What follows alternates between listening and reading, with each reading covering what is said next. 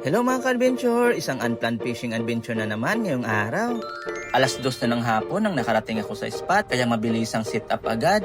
At maya-maya ay nakarating na rin ang aking mga kasama mula sa Musika Shore, sina Julius, Lance Boy at Kuya Willie.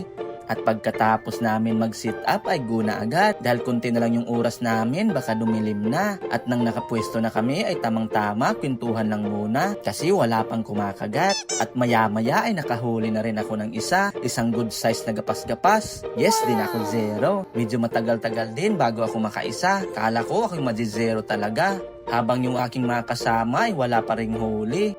At napansin ko na walang kumakagat dito kaya lumipat na agad ako.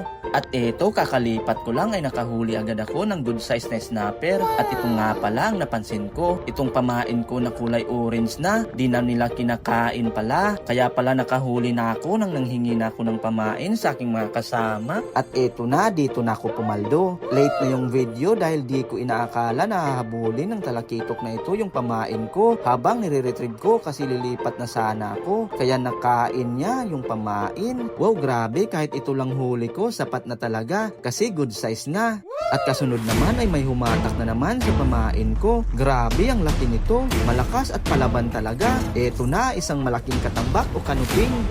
Grabe, ito na yung pinakamalaking katambak na nahuli ko. Grabe talaga, thank you Lord. Binigyan mo na ako ng talakitok at dinagdagan mo pa ng malaking katambak.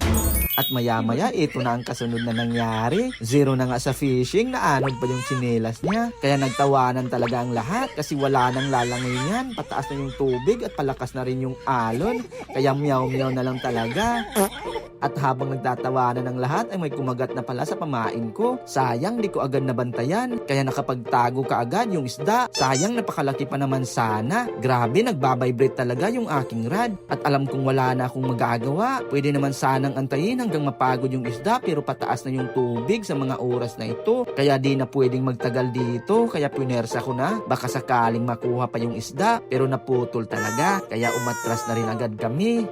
At kakalipat ko lang ay fish on agad. Isang good size na snapper na naman. Kasunod naman ay gapas-gapas. Dito talaga sa spot na to maraming gapas-gapas. Sarap pa naman ng isdang to kaya binabalik-balikan ko dito. At ito nakakadismaya naman.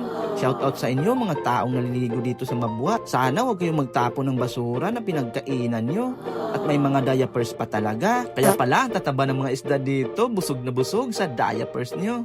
At ito na nga pala yung huling-huli ko dahil palubog na yung araw at napakaginaw na din. Mahirap na magkasakit. Kaya ayun, pauwi na kami. At grabe, masaya pa rin si Lance Boy kasi nakaisa siya. At grabe naman yung lalagyan niya. Galing pa daw yan sa ospital. Pwede palang ganyan.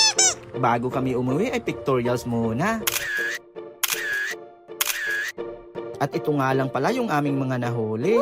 Kaunti lang, ngunit paldo naman dahil good size talaga. At yun lang po mga ka-adventure. Hanggang sa muli nating pagkikita. Paalam!